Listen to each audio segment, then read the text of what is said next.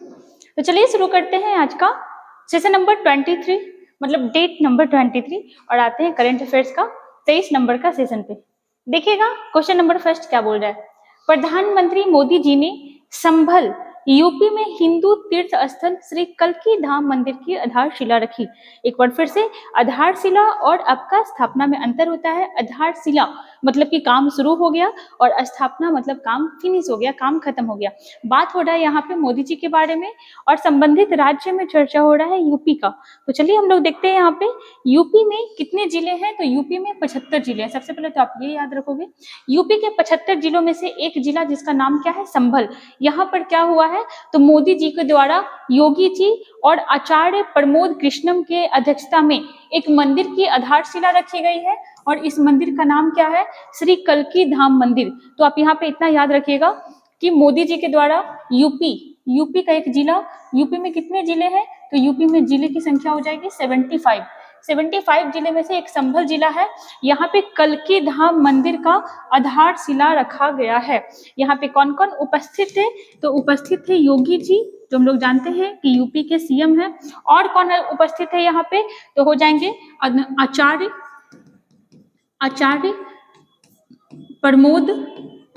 प्रमोद कृष्णम। ठीक है, आचार्य प्रमोद कृष्णम जी यहाँ पे उपस्थित थे। जैसा कि हम लोग जानते हैं कि 8 अगस्त को क्या हुआ था, राम मंदिर का आधारशिला रखा गया था 8 अगस्त 2020 को, 5 अगस्त को, ठीक है, 5 अगस्त 2020 को आधारशिला रखा गया था और 22 जनवरी 2024 को इस मंदिर का उद्घाटन किया गया था, श्री राम जी का मंदिर का। और अभी यूपी में ही, यूपी के अयोध्या में राम जी का मंदिर बनाया गया और यूपी के संभल जिले में किसका मंदिर बनाया जा रहा है, श्री कल्की धाम मंदिर, जो भगवान विष्णु के 10वें अवतार माने जाते हैं। तो इस चीज को आप याद रखिएगा। अगर यूपी के बारे में चर्चा करें तो पूरे भारत में यूपी ही वैसा राज्य है जहां पहली महिला मुख्यमंत्री बनी थी। और कौन थी वो महिला, वो थी सुचेता कृपलानी। और पूरे यूपी में, पूरे भारत में पहली महिला राज्यपाल किस राज्य की बनी थी, तो वो भी यूपी की थी और उनका क्या नाम था, सरोजिनी नायडू। तो आप इस चीज को याद रखिएगा। आगे आते हैं, यूपी में जिलों की संख्या कितनी हो जाएगी, 75। क्वेश्चन नंबर 2 पे आते हैं। टीम इंडिया ने राजकोट में रचा इतिहास। राजकोट है कहाँ, तो ये पड़ता है आपका गुजरात नामक राज्य में। टीम इंडिया ने राजकोट में रचा इतिहास, इंग्लैंड को 434 रनों के विशाल अंतर से हरा दिया। ठीक है, तो हम लोग यहाँ पे क्या देख रहे हैं कि जो आपका 434 रन से इंग्लैंड को हराया गया और किसके द्वारा हराया गया, भारत की टीम के द्वारा। ये मैच हो कहाँ रहा था, तो ये मैच हो रहा था आपका गुजरात में। ठीक है, यहाँ पे देखिएगा, टेस्ट सीरीज के तीसरे मुकाबले में इंग्लैंड को 434 रनों से हराया भारत ने। भारत की यशस्वी जायसवाल ने दोहरा शतक यहाँ पे जड़ा था। तो ये चीज इंपॉर्टेंट हो जाता है, इसको याद रखिएगा कि यशस्वी जायसवाल जो था ये 2 शतक लगाए थे, 2 शतक। ठीक है, और 2 आदमी और था जो आपका एक एक शतक लगाया था। कौन था, तो ये था आपका रोहित शर्मा और रविंद्र जडेजा। ये दोनों ने भी क्या किया था, तो आपका शतक लगाया था। इस चीज को याद रखिएगा। चलिए आते हैं क्वेश्चन नंबर 3 पर। देखिएगा, फिर से आपका स्पोर्ट्स से क्वेश्चन। भारतीय महिला बैडमिंटन टीम ने रचा इतिहास, पहली बार जीता एशिया टीम चैंपियनशिप का खिताब। भारत का जो महिला बैडमिंटन का टीम है उन्होंने किस चीज में इतिहास रचा, तो एशिया टीम चैंपियनशिप में। और इसमें क्या, तो इन्होंने पहली बार यहाँ पे गोल्ड मेडल जीता है। और ये आयोजन हो कहाँ रहा था, तो मलेशिया में आयोजन हो रहा था। किसको हरा के जीता, थाईलैंड को हरा करके जीता। और किसने जीता, तो भारत ने जीता। अगर बात करें किसकी अध्यक्षता में, तो पीवी सिंधु की अध्यक्षता में। और पीवी सिंधु को आप छोटा मोटा बहुत हल्के में नहीं लीजिएगा, बहुत ही बड़ा उपलब्धि इनके हाथ है। जैसे 2016 का जो रियो ओलंपिक हुआ था, 2016 का जो रियो ओलंपिक हुआ था, उसमें जो रियो ओलंपिक, ठीक है, उसमें पीवी सिंधु कौन सा मेडल जीती थी, तो उसमें जीती थी सिल्वर मेडल। और 2020 में जो आपका टोक्यो ओलंपिक हुआ, इसमें कौन सा मेडल जीती थी, तो इसमें जीती हुई थी कौन सा मेडल, ब्रॉन्ज मेडल। तो ये चीज इंपॉर्टेंट हो जाता है। और ये जो खेल था ये कहाँ हुआ था, मलेशिया में। कौन जीता, तो भारत जीता। और किसको हरा करके जीता, तो थाईलैंड को हराकर। देखिए यहाँ पे दिया हुआ है, थाईलैंड को 3-2 से हराकर। चलिए आते हैं क्वेश्चन नंबर 4 पर। देखिएगा, गुलजार और जगत गुरु राम भद्राचार्य को मिला प्रतिष्ठित ज्ञानपीठ पुरस्कार।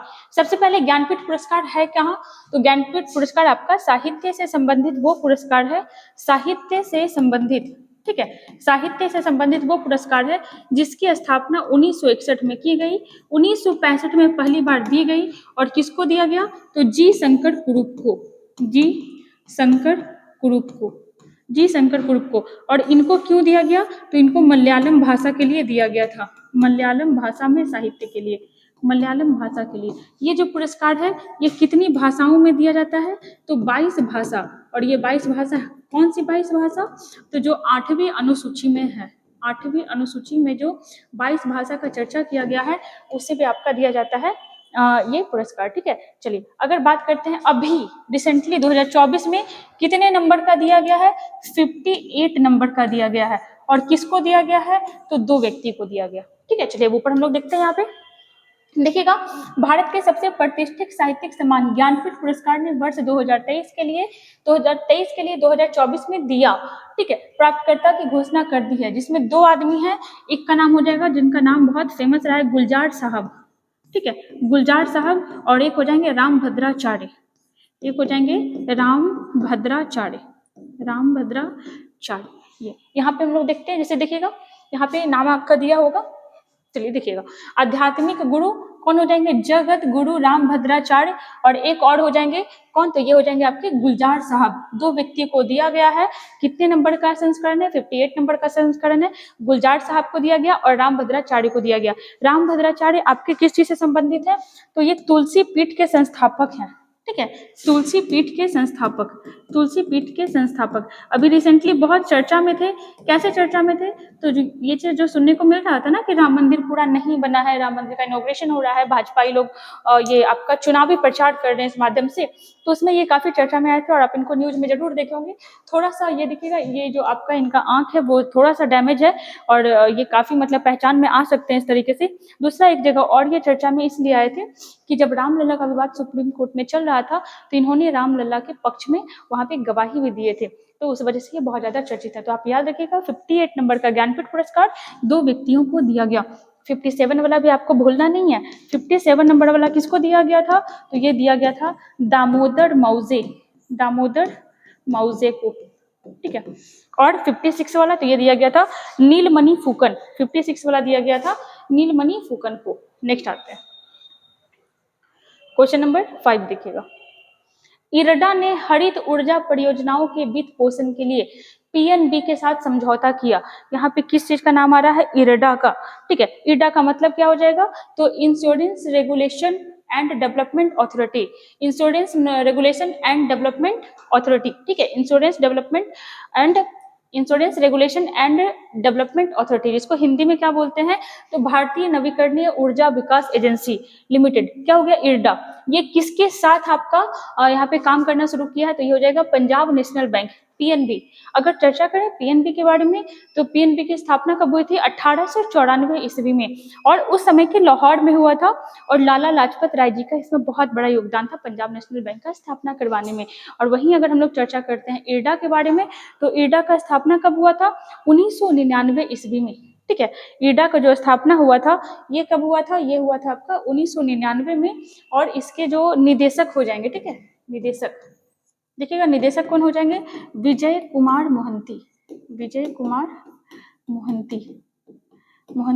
और इरडा का जो स्थापना हुआ था ये कब हुआ था, तो इसका भी आप इसे भी याद रखिएगा 1999। वहीं अगर आपसे पीएनबी का पूछ लेगा, तो पीएनबी का स्थापना हुआ था 1894 में, और इसके निदेशक हो जाएंगे अरुण कुमार गोयल, अरुण कुमार गोयल, इस चीज को याद रखिएगा। और यहाँ पे इन लोग क्या किए हैं, तो एमओयू, हम बताए थे एमओयू क्या होता है कि जब 2 कंपनी मिलकर के काम करते हैं उस पर हस्ताक्षर किए हैं। इस समझौते के तहत नवीकरणीय ऊर्जा और परियोजनाओं के बीच क्या होगा, इन लोगों का काम किया जाएगा। तो आप याद रखिएगा कि इरडा जो है ये हरित ऊर्जा परियोजनाओं के वित्त पोषण के लिए, मतलब पैसों के लिए किसके साथ समझौता किया है, फंडिंग कौन करेगा, तो ये आपका करेगा पीएनबी। नेक्स्ट में आते हैं पीएम विश्वकर्मा सूक्ष्म लघु और मध्यम उद्योग मंत्रालय द्वारा शुरू की गई। मोदी जी के द्वारा फरवरी 2023 में एक योजना शुरू किया गया था और इसका नाम क्या था? इसका नाम था विश्वकर्मा योजना। विश्वकर्मा योजना, इसके तहत क्या किया जाएगा? तो जो छोटे मोटे काम करने वाले होते हैं, जैसे दर्जी हुआ, नाई हुआ, धोबी हुआ, सिलाई मशीन का जो काम करने वाले होते हैं, तो उन लोग जो छोटे मोटे काम करने वाले कारीगर लोग होते हैं, उनको कुछ लोन दिया जाएगा। और लगभग कितना तक का लोन दिया जाएगा? तो 3 लाख तक का लोन दिया जाएगा काम करने के लिए। 3 लाख तक का लोन दिया जाएगा। और ये किसके अंतर्गत आता है? तो MSME मंत्रालय के अंतर्गत, micro small and medium enterprises. ठीक है, इसी का फुल फॉर्म क्या है? सूक्ष्म लघु और मध्यम उद्यम मंत्रालय। ठीक है, ये क्वेश्चन बहुत बार बनता है कि MSME का फुल फॉर्म क्या हो जाएगा? तो micro small and medium enterprises. ठीक है, micro small and medium enterprises. ठीक है, और इसके अभी मंत्री कौन है? तो नारायण राणे। ठीक है, इस मंत्रालय के मुख्यमंत्री अभी कौन है? सॉरी, मुख्यमंत्री थोड़ी होगा, नारायण राणे। इस मंत्रालय के मंत्री कौन हो जाएंगे? तो ये हो जाएंगे नारायण राणे।